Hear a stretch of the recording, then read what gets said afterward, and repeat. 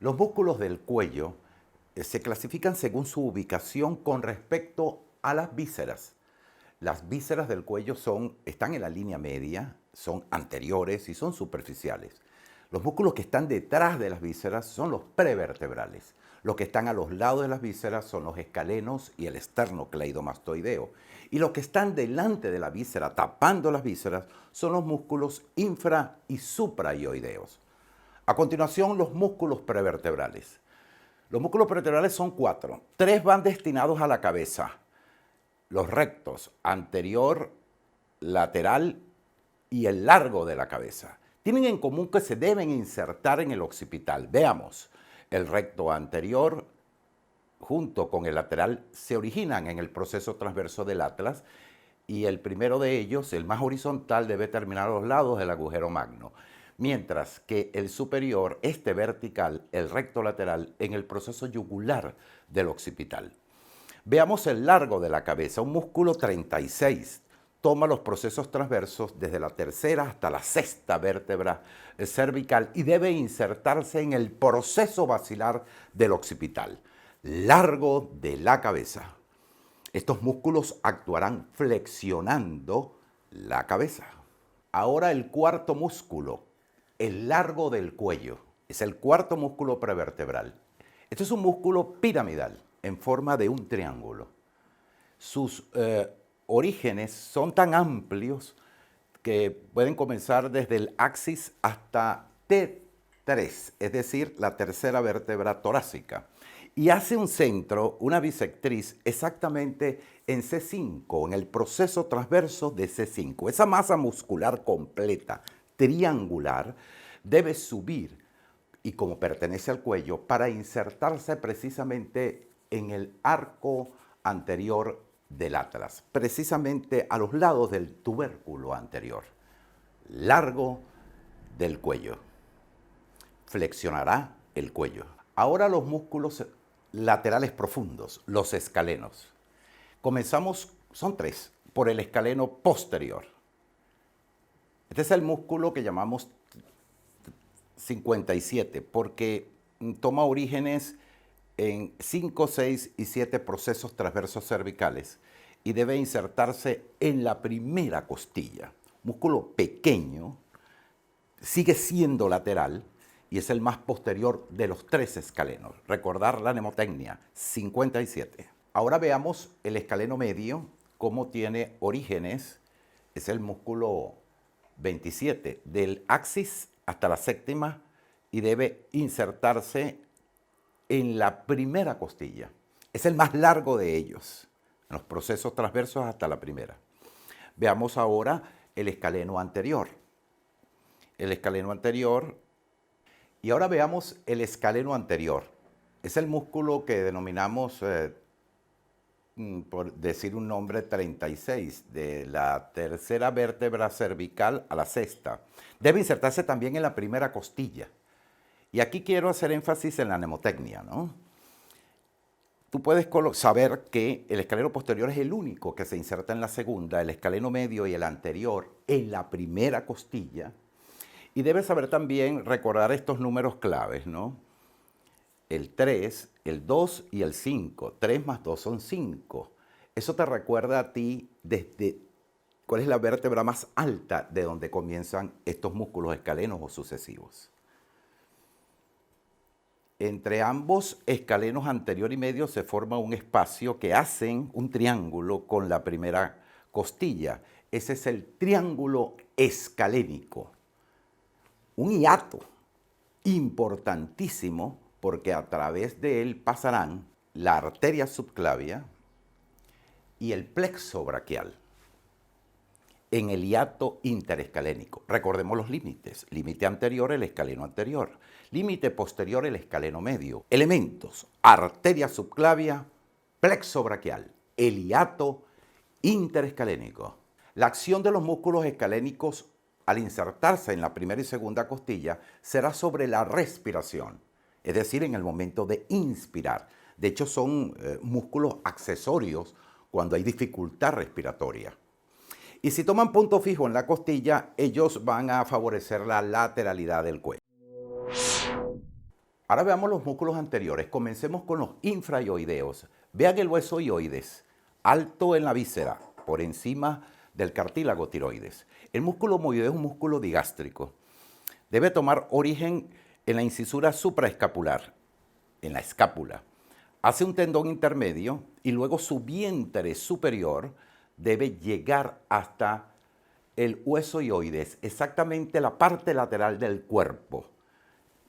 Porción inferior donde vemos el asta menor abajo y este es el asta mayor. Precisamente lo hace en el cuerpo, en la implantación del asta mayor.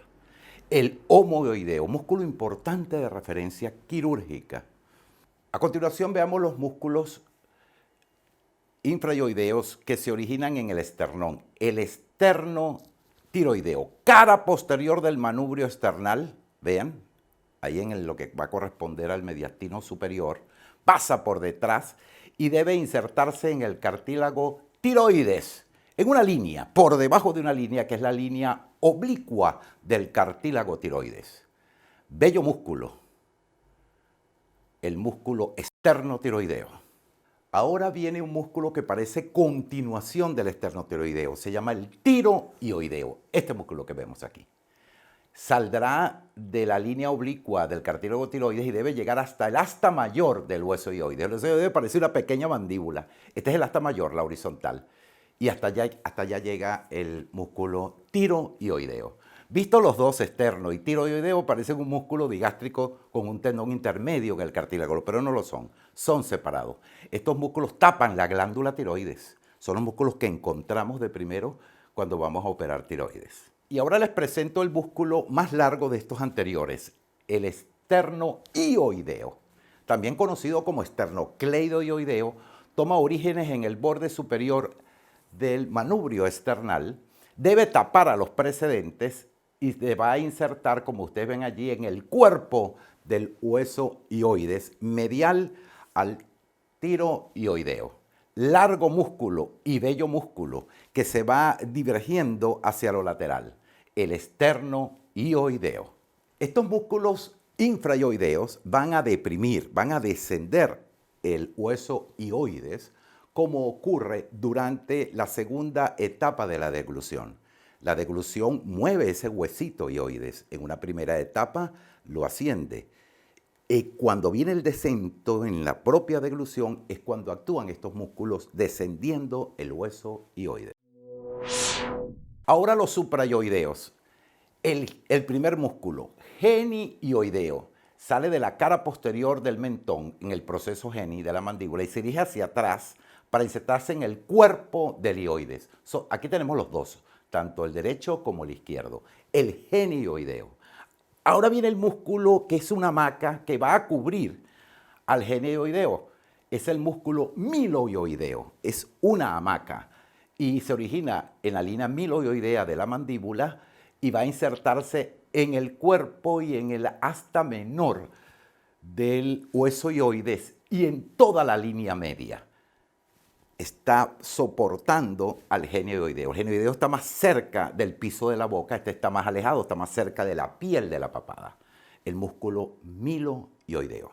A continuación, el músculo digástrico. Un músculo verdaderamente con dos vientres. El vientre posterior se origina en la incisura mastoidea, en el mastoides, eso que queda en la cara inferior. Va un tendón intermedio que se acerca al asta menor del hueso ioides sin insertarse y el vientre anterior termina al músculo insertándolo en la fosita digástrica, en la cara inferior de la base del mentón. Bello músculo, importante músculo de referencia, el músculo digástrico, superficial al miloioideo. Y ahora el último músculo supraioideo, el estiloioideo. Es un músculo que viene de la base del proceso estiloides, del temporal, y se va a insertar prácticamente muy cerca del asta menor del hueso ioides. Muchas veces se abre el tendón para dejar pasar el tendón intermedio del digástrico, el estiloioideo. Estos cuatro músculos supraioideos van a elevar el ioides en la primera fase de la deglución. Pero además, el digástrico va a favorecer la apertura de la boca al descender la mandíbula por insertarse precisamente en la fosita digástrica.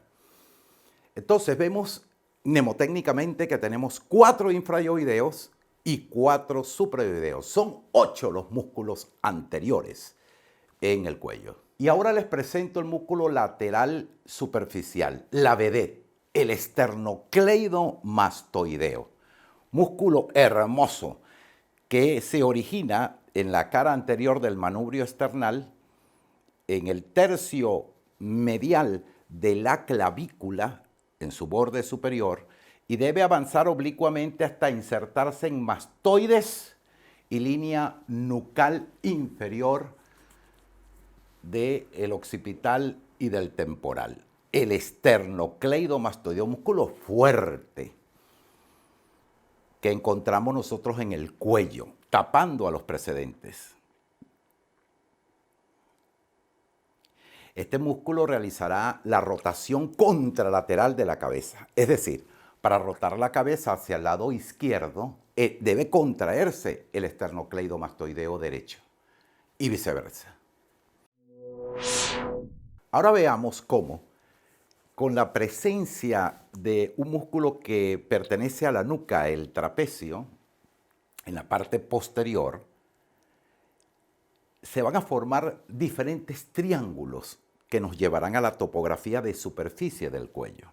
En efecto, el esternocleidomastoideo por sí solo va a formar la región esternocleidomastoidea y va a dejar un triángulo detrás de él, entre él y el trapecio, que es el triángulo posterior del cuello, y un triángulo anterior a él, que es el triángulo anterior del cuello.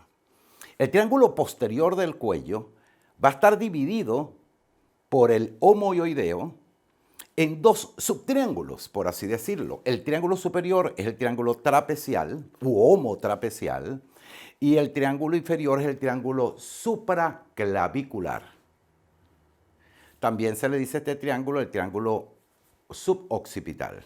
Importantísimo, porque pasa también la subclavia, va a tener como límite superior precisamente al vientre inferior del músculo homoioideo, como límite anterior al externo, como límite posterior al trapecio y como límite inferior la clavícula.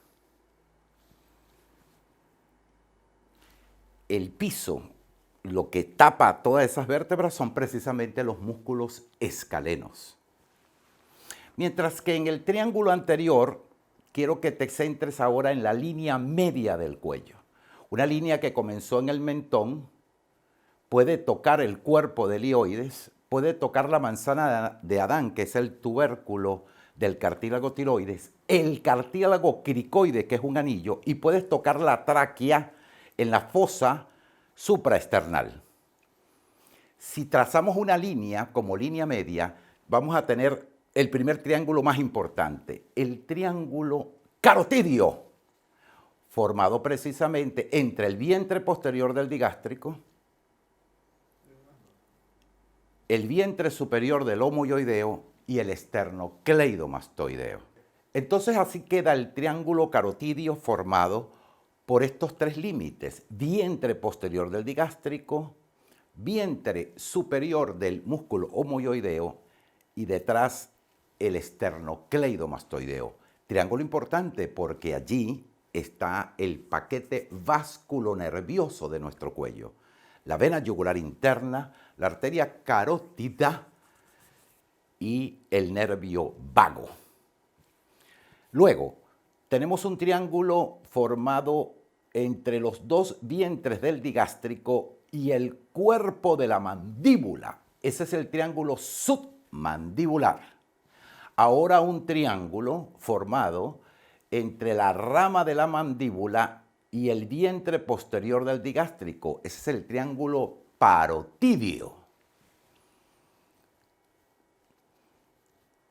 Ahora, si vemos una proyección con extensión de la cabeza, para ver precisamente la cara inferior de nuestra papada, se pueden ver un triángulo formado por el vientre anterior del digástrico y la línea media del cuello. Tiene como límite posterior el hioides. Entonces, este triángulo es el triángulo suprayoideo. Repetimos,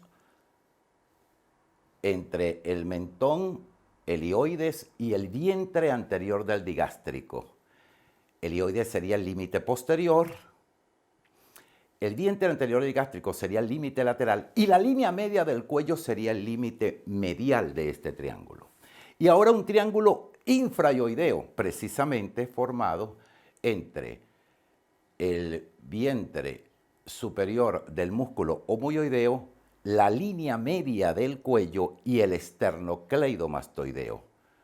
Vientre superior del homoyoideo, esternocleido y línea media del cuello forman el triángulo infrayoideo. Por fin el último músculo lateral superficial que cubre, porque es un músculo cutáneo, ya lo vimos como músculo de la mímica, pero está también en el cuello, el músculo platísima, que tomaba orígenes precisamente en la fascia del músculo pectoral mayor hasta el deltoides, inclusive se ha visto, y va a cubrir superficialmente a todos estos músculos que vimos hasta insertarse casi en el ángulo, en la piel del ángulo oral de la boca, para producir la depresión, la sensación de tristeza.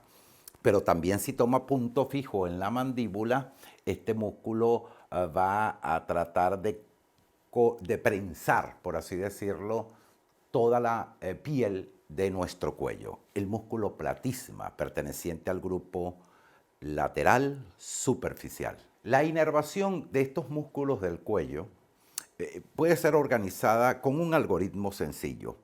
Todos estos músculos están inervados por el plexo cervical, con la excepción de los que no lo están. Y veamos cuáles son los que no están inervados por el plexo cervical. En primer lugar, el escaleno posterior. Ese está inervado por el plexo braquial. En segundo lugar, el escaleno medio, que comparte mitad del plexo cervical, mitad del plexo braquial. En tercer lugar, de los músculos suprayoideos, el miloyoideo y el vientre anterior del digástrico lo hacen por el nervio mandibular. En cuarto lugar, el vientre posterior del digástrico y el estiloioideo lo hacen por el nervio facial, al igual que el músculo platísima. La otra gran excepción sería el esternocleidomastoideo, que está inervado, como todos sabemos, por el nervio accesorio, el par 11, como también lo hace para el trapecio. Con este resumen, tú puedes saber que la mayoría de los músculos, si te nombro un músculo infrayoideo, cualquiera de ellos está inervado por el plexo cervical. Si te nombro los suprayoideos en su conjunto, debes pensar en plexo cervical, pero tienes que colocar como excepción el miloyoideo, el vientre anterior del digástrico y el estiloioideo.